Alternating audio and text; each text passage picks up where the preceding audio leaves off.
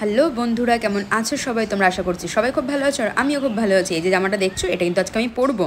আর এখানে কিন্তু প্রীতম রেডি হচ্ছে। ভাবছো নিশ্চয় যে কেন রেডি হচ্ছে? আসলে আমাদের বাড়ির দুটো বাড়ি পরে একজনের নতুন বাড়ি হয়েছে, তো তারা গৃহপ্রবেশে আমাদেরকে ডেকেছে। তো এখন আমাদেরকে মিষ্টি আনতে যেতে হবে, তো তার জন্য প্রীতম রেডি হয়ে নিচ্ছে আর আমিও ঝটপট রেডি হয়ে নেবো। তো চলো দেখাই যে আমি কিভাবে রেডি হয়েছি। কুর্তিটা পরে নিয়েছি আর হালকা করে একটুখানি সেজে গুজে নিয়েছি। এবারে আমরা যাচ্ছি হচ্ছে মিষ্টি আনতে। বাইকে চাবি নিয়েছিস? প্রীতম তো একদমই যেতে চাইছিল না, কিন্তু আমি ওকে বললাম চল মিষ্টি যখন আনতে যাবো একেবারে রেডি হয়ে চল, নাহলে লোকে খারাপভাবে নেমন্তন্ন করেছে।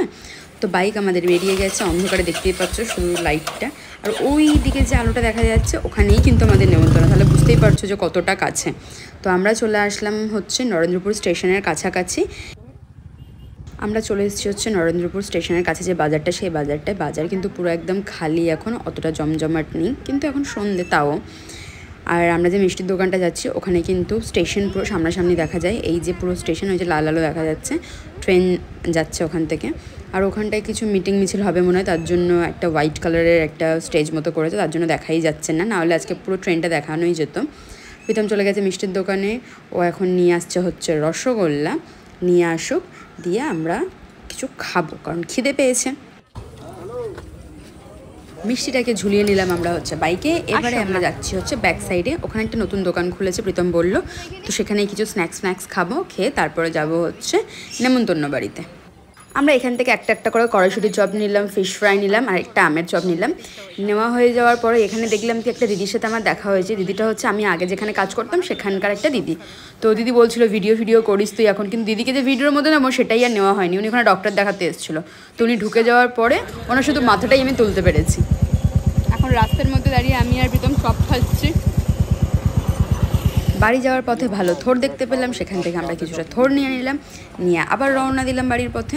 চলে আসলাম, রাস্তায় দেখা হয়ে গেল তানির সাথে একটুখানি কথা বলে নিলাম। কিন্তু আমাদের রাস্তাঘাটের যে অবস্থা দেখি নিশ্চয়ই বুঝতেই পারছো। মা হচ্ছে রেডি হয়ে দাঁড়িয়ে আছে, আমরা গেলেই মা বেরিয়ে আসবে। মাকেও দেখাবো মা কত সাজুগুজু করেছে। এই যে সামনে নড়তে চড়তে যাচ্ছে। ও মা কিরকম রেডি হয়েছে দেখি, একটুখানি আলোতে যাও।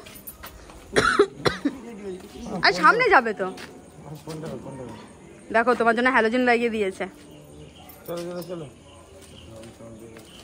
এ আমাকে ছেড়ে রেখে এরা দুজনে পালাচ্ছে। পিঙ্ক কালারটা ব্লাউজটা এত ভালো লাগছে দেখতে। কে এসছে দেখ, সবার শুধু জুতো। এ আমার জুতোটা রাখি, নাহলে কুকুর নিয়ে পালাবে।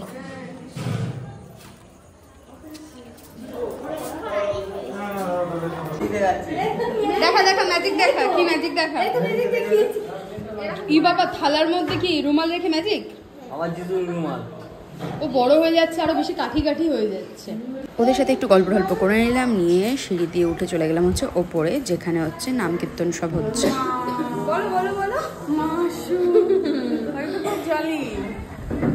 ভেবেছে তুমি আছো, ওর জন্য তোমাকে ডাকতে গেছে।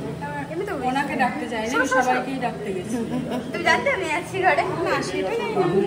এই যে সাদা পাঞ্জাবি পরা আঙ্কেলটা আর এই যে আন্টিটার লাল শাড়ি পরা, ওনাদেরই বাড়ির পুজো হচ্ছে। তো প্রীতম এখানে দেখো না এসেই গেম নিয়ে বসে পড়ে, তো ও তো খুব লাজুক মানুষ।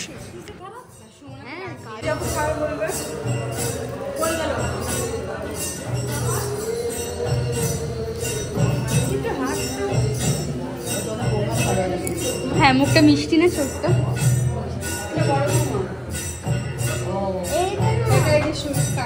ওই যে ওটা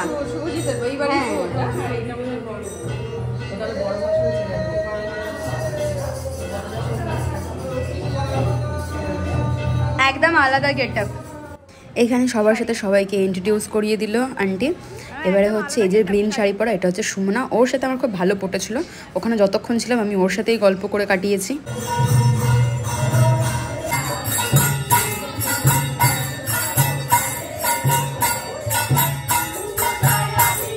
অনেকটাই রাত হয়ে গেছে, আমি তো সবার সাথে গল্প করছিলাম। তারপরে মা বললো চল খেয়ে নি, বাড়ি যেতে হবে। তো খাওয়ার পর্ব স্টার্ট। আমার পাতে দেখতেই পাচ্ছ আমি খাবার সাজিয়ে রেখেছি, বাট আমি খেতে পারিনি অতটা। আমরা তো খেয়ে দিয়ে বাড়ি চলে এসেছি। তো ভিডিওটা এখানেই শেষ করছি, দেখা হবে নেক্সট ভিডিও।